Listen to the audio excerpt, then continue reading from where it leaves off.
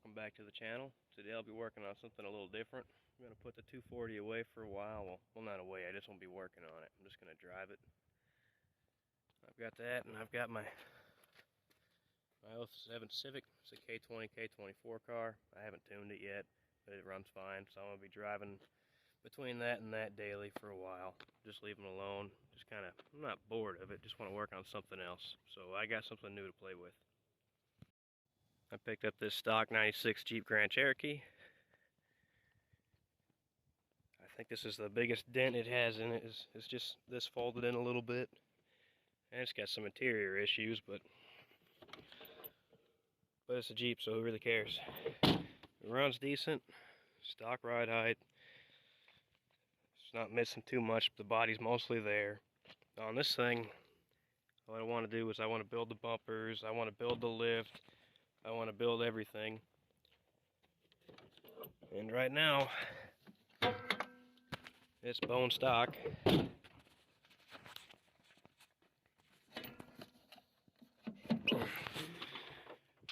Bone stock 4-liter.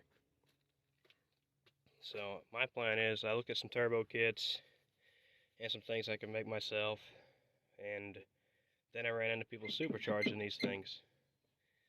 And some of them have fancy manifolds and roots blowers and blah blah blah. But one guy had an M90 off a Super Coupe mounted over here, tube going straight across and in. You could also, go forward with your tubes, go through an intercooler and in. And I have one of those blowers off of another project. So today I'm going to do maintenance and check everything out. Just make sure it's alright, clean it up, and start looking at how I'm going to fit the blower over here, because it's a woods toy. I don't care about the AC. It'd be nice to have it. I'd rather have a supercharger though.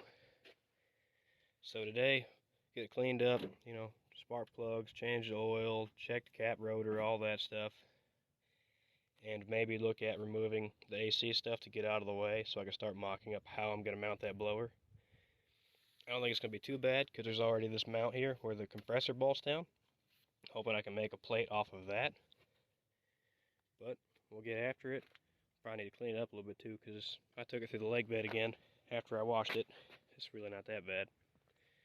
But I'm going to get it in the garage and start checking it out. First things first, we're going to see if we can see any gunk in the valve cover. This thing's already broke.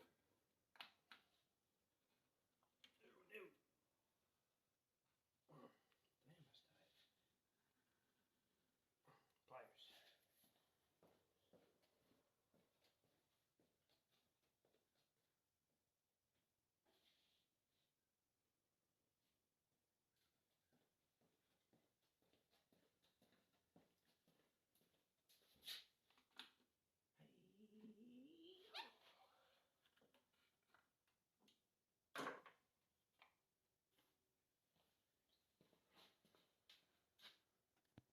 From what we can see right here, I mean, it's definitely, this thing's got some miles on it, but it doesn't look like it's just gummed up that bad.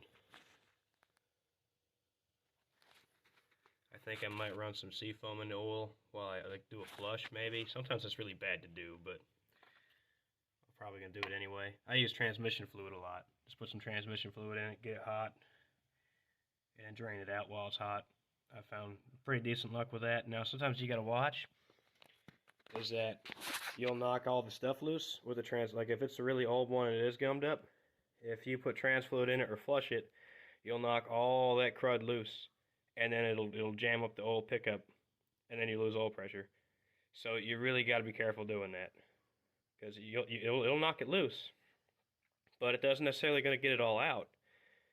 You're just going to clog everything else up after. So be prepared for that if you're going to try that. I got to jack this thing up to get under it. It's going to be so much nicer when it's lifted and I can actually get under it. But right now, it needs jack stands or I can wedge myself under it. So we're going to jack it up.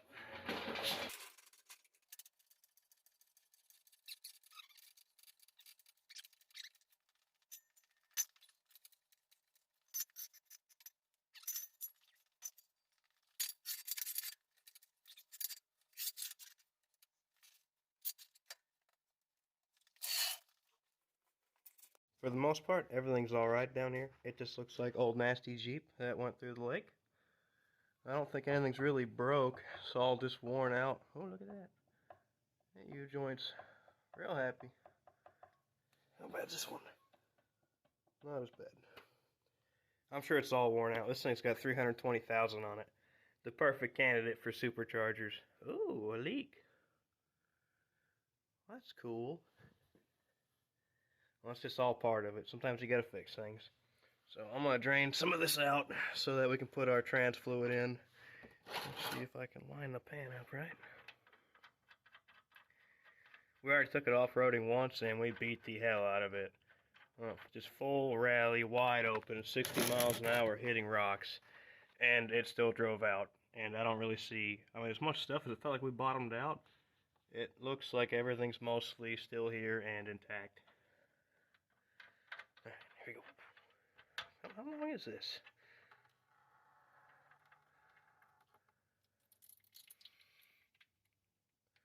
It's not a milkshake, so that's a good sign. Well, drain this out and we'll put some trans fluid back in it.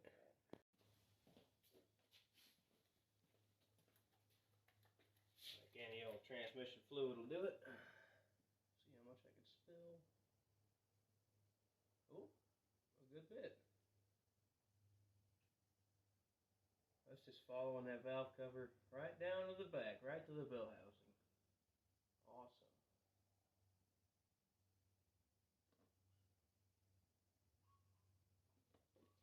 So now I'm just going to fire this thing up, let it run for a while, and then we'll drain it all out. So I can catch that before it really gets going.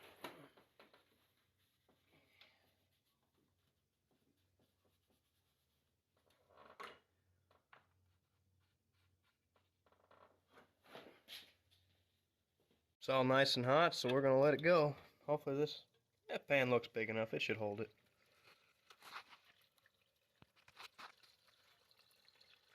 Looks like oil.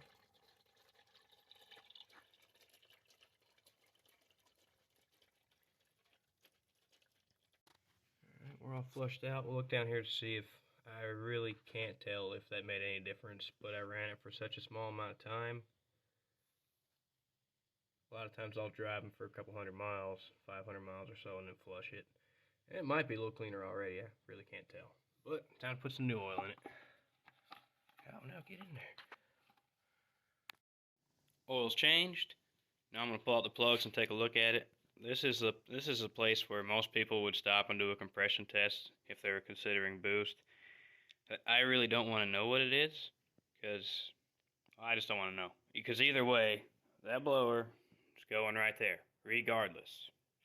So we'll pull these plugs out and we'll look at them. Here's all the old plugs. Now, the rest of these weren't that tight. It's also kind of weird that there's crap in the threads, and they didn't take much to get out. I got a feeling they may not have been tight. Even though at one point, the gasket, this was crushed, right? But then it's got this one odd plug that's still shiny. Now, all these are a little eroded, but they're really not that bad.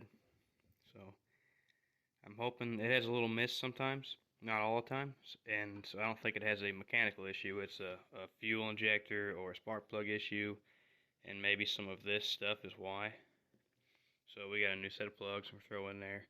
I'm going to try to shine this down the spark plug holes. You can see they've been in there a while. So hopefully this is, it's definitely going to be better. Just how much better, if this was actually the problem, not just a problem. But we'll kind of, I doubt I can get this anywhere you can see anything. No, I really need a borescope.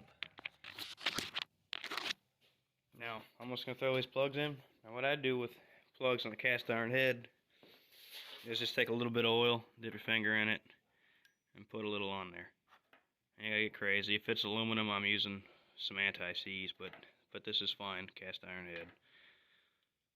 Everyone's got their own little things. This is how I was taught, so this is what I do. I'm going to throw these in there. That's so much better.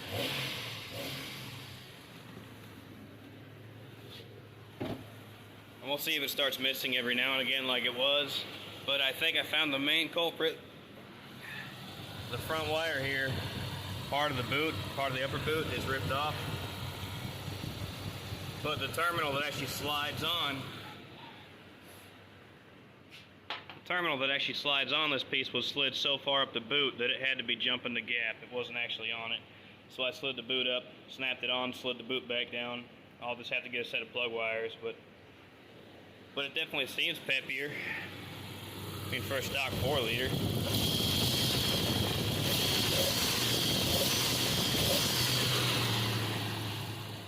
Now, the thing shifts kind of funny. It's like it really needs to downshift earlier into the pedal.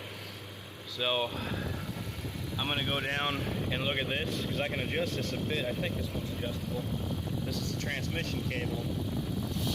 I can play with it and make it pull the throttle valve or governor or whatever they call it on, I think it's a 42 RE trans.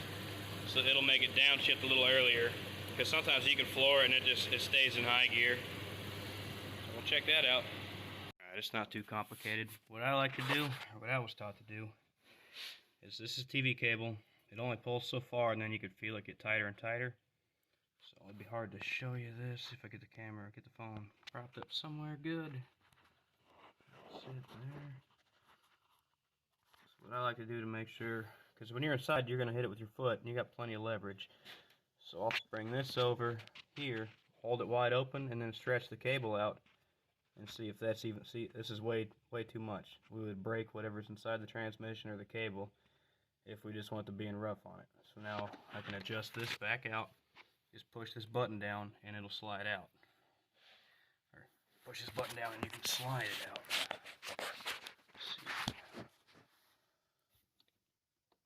So now it sticks out a little more, so we'll do it again. There may be a proper procedure to do this, but one more notch seems to be it. That's probably as good as it's going to get, tightness wise. Another thing you can do is when you get this wide open, feel your cable. Make sure it's not just too crazy on it. Like I can see the bracket bending, so I need to come out just one more little bit. One more back in.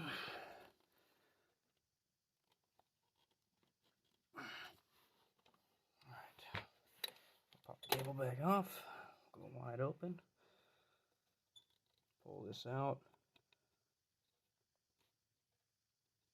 It's still pretty tight. I mean, it looks like it's about perfect, but one more.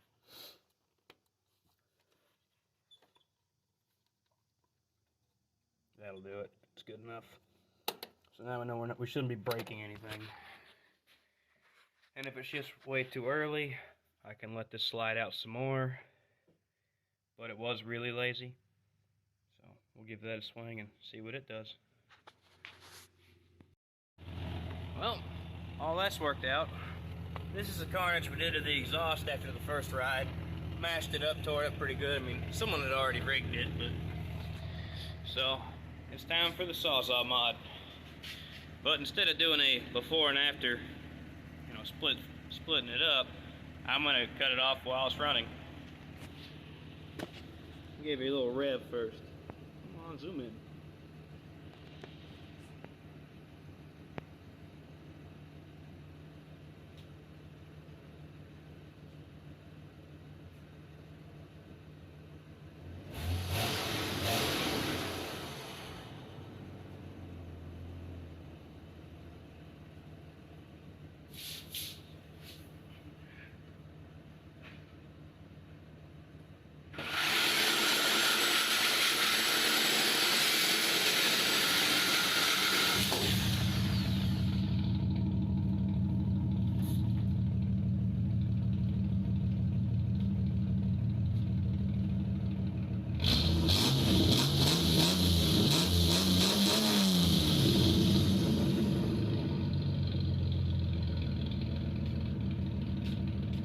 Freaking do it. Hell yeah. Now I just got to chop the rest of that crap out of there.